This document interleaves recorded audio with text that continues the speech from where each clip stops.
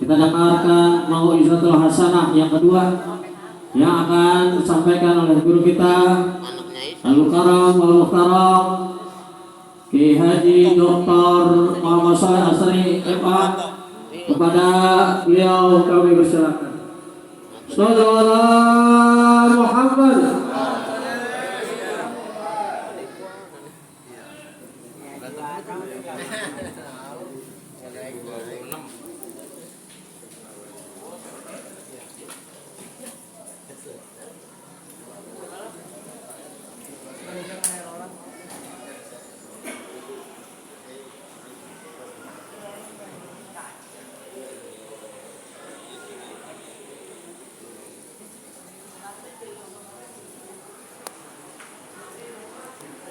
Bismillahirrahmanirrahim.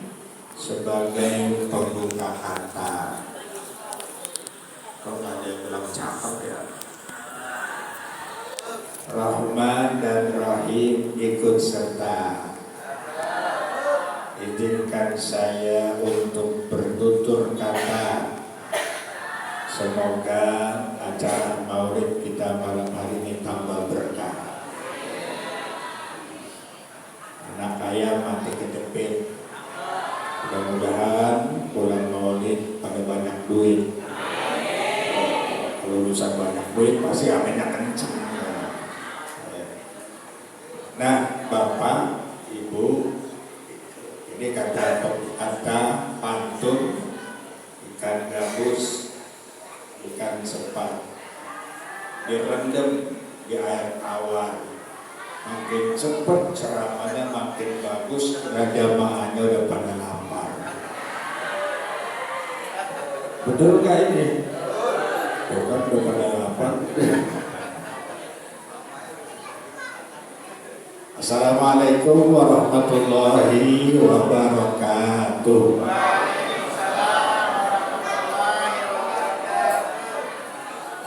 Alhamdulillah.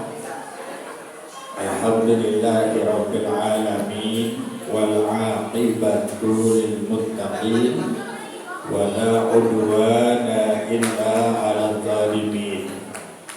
Wassalatu wassalamu ala sayyidina Muhammadin wa ala alihi wa sahbihi ajma'in.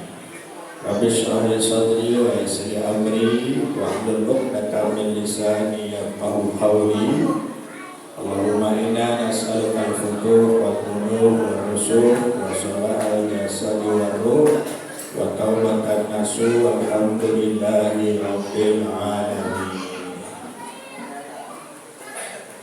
Bapak-bapak, ibu-ibu, para jamaah majelis maulid yang insyaallah dirahmati, diberkahi dan disayangi Allah Subhanahu wa taala. Ya, sama-sama kita hormati, kita muliakan, dan kita banggakan guru-guru kita yang hadir pada malam hari ini. Wabil khusus sahabat saya, saudara saya, Bapak Kiai Haji Syafridan MA. Dulu beliau tinggal di Rawamangun, dekat gitu mas saya. Memang ada hubungan saudara sama dia. Itu juga ada Ustaz Reza. Demikian juga ada Ustaz Rihla sebagai Menteri Perhubungan. Ustaz Rihla dengan Menteri Perhubungan. Artinya dia Pak yang hubungin saya, ngancem lagi. Kai datang ya, kalau gak datang putus persaudaraan begitu. La haula wala quwata. Di sini hadir juga guru kita yang baru saja menyampaikan nasihat mau'izah yang luar biasa. Al-Mukarram wal Muhtaram Bapak Kiai Haji Abdul Majid Soleh. Demikian juga ada Ustadz dan Habib Khalil. Mana Habib boleh jadi?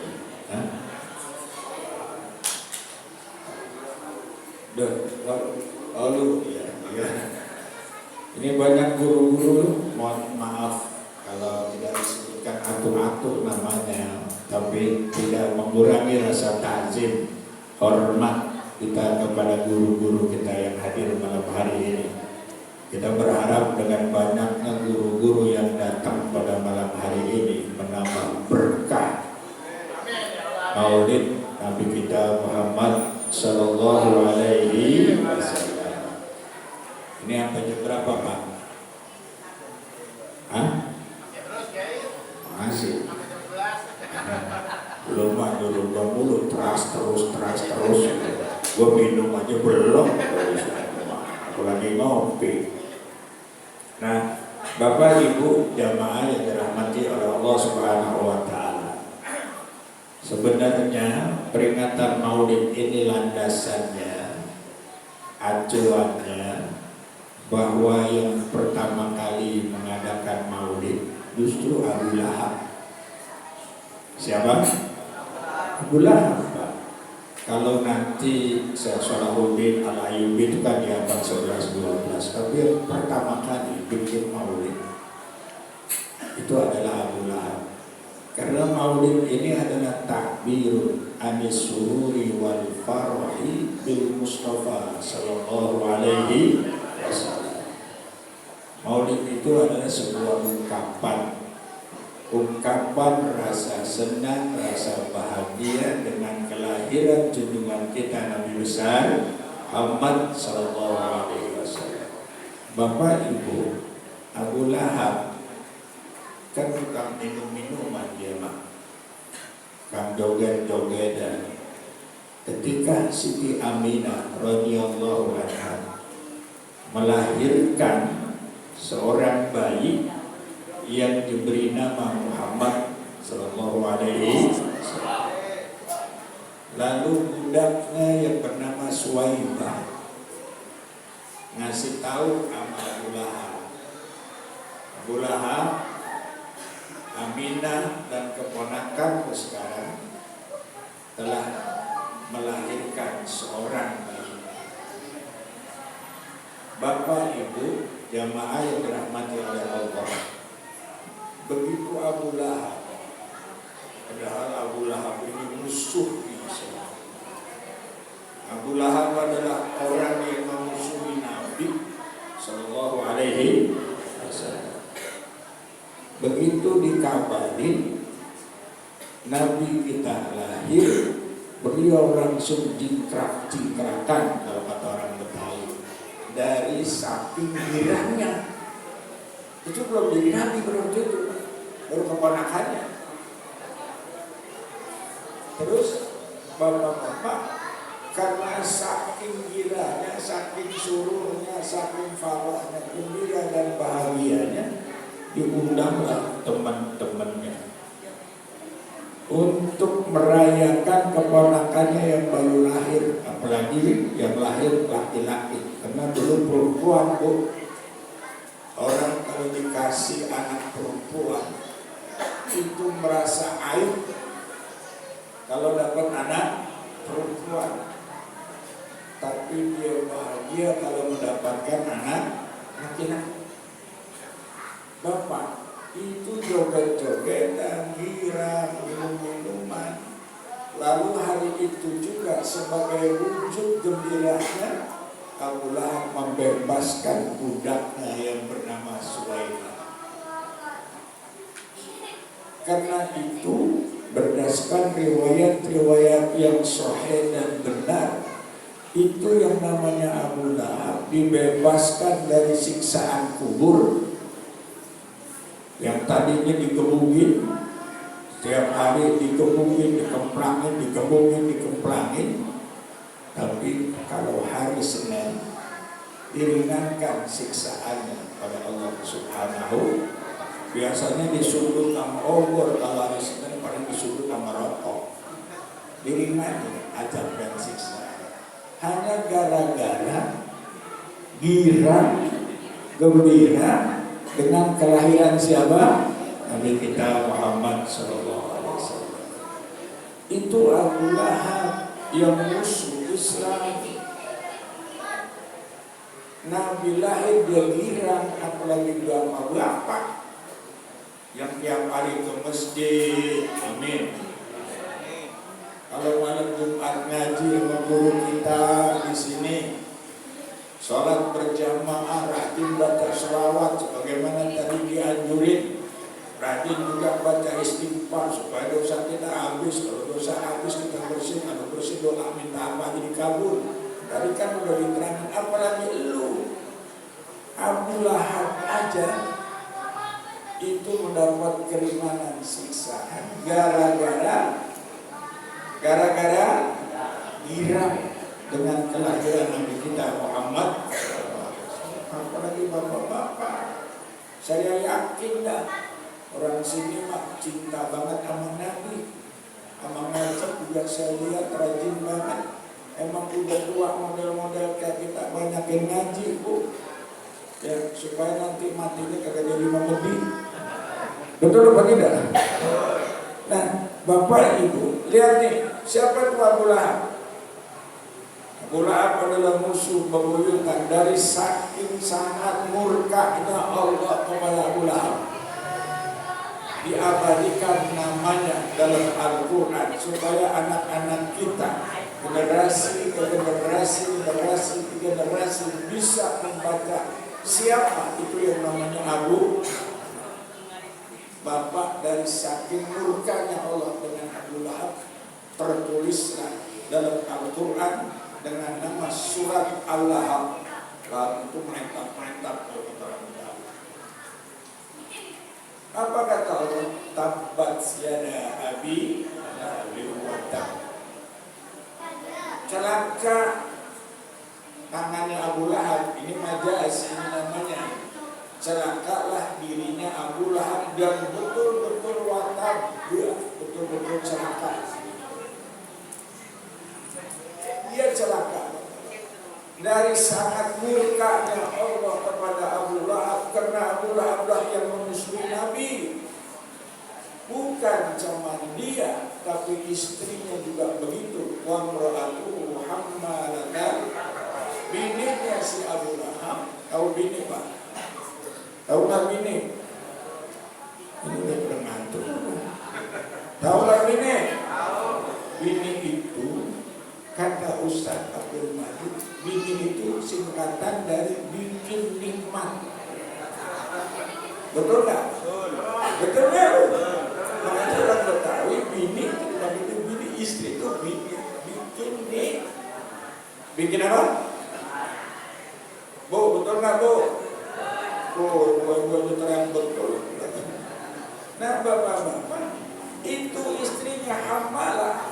Hamalah itu artinya tukang membawa-bawa. Al-hatab itu artinya kayu bakar. Ini juga menjadi madrasah. Orang kaya masuk mikul batu, mikul kayu bakar, bukan. Yang dimaksud di situ hamalah adalah tukang kompor. Suka memberikan fitnah, membawa-bawa sampai laki atau bini diabadikan dalam Al-Quran. Saking sangat murkanya Allah Subhanahu.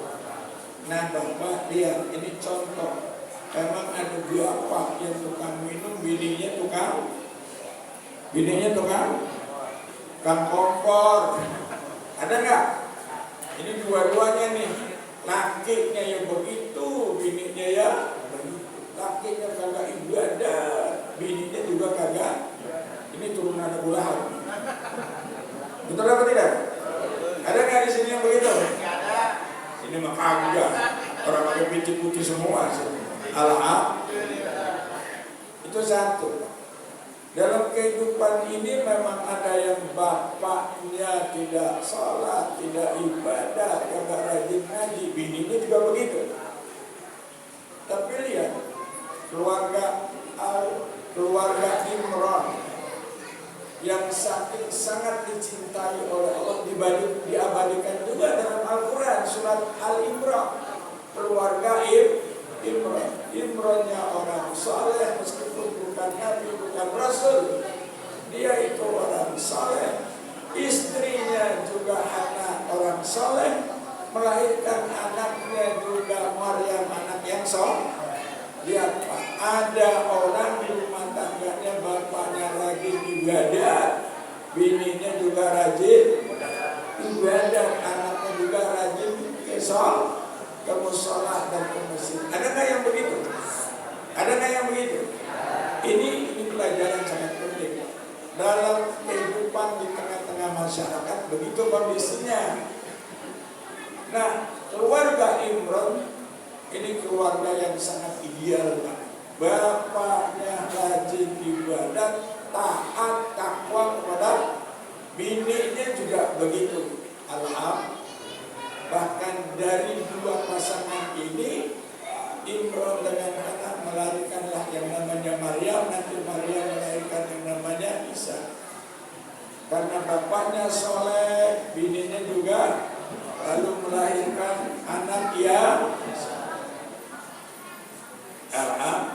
nah, bapak, ibu, kalau anak kita mau jadi anak yang soleh, kayak Ustadz soleh, bapaknya harus, istrinya juga harus. Enak tuh kalau begitu, ideal tuh rumah tangga yang kayak begitu. Tapi ada juga bapak yang suaminya rajin ke masjid, ngajinya juga rajin, bawa tasbih juga rajin, bawa doang tasbih untuk kabar. Terus ke masjid juga pakai sajadah bawa. Saleh suaminya. Itulah Nabi Allah Nuh alaihissalam. Istrinya toleha, bukan soleha. Istrinya dia benar sampai melahirkan anaknya karena juga jadi tidak. Jadi ada yang suaminya soleh, istrinya oleh. Ini gambaran dalam Al-Quran, ada contoh yang sangat lengkap kayak begini. Ada yang istrinya soleha, ada nggak di sini? Ada nggak? Lakinya tukang mabuk, ada nggak? Ada nggak? Melihat itu Fir'aun, istrinya Asia. Asia ini soleha banget. Oleh karena itu di dalam sejarah, kalau Fir'aun punya deketin soleh, istrinya yang soleha, badannya gemetar. Kalau mau dideketin panas, jadi kagak sempet disentuh tuh. Jadi ada yang lakinya tukang main, istrinya tukang ngaji. Alhamdulillah, itulah Fir'aun dengan Asia. Nah, bapak-bapak jamaah yang dirahmati oleh Allah Subhanahu wa Ta'ala, ini semua digambarkan oleh Allah dalam Al-Quran. Dikasih contoh buat kita, tinggal kita mau pilih. Namanya juga hidup ini pilihan. Betul atau tidak, Pak? Betul tidak? Jadi kalau mau soleh, istrinya soleh, ada contohnya. Ada yang suaminya tidak soleh,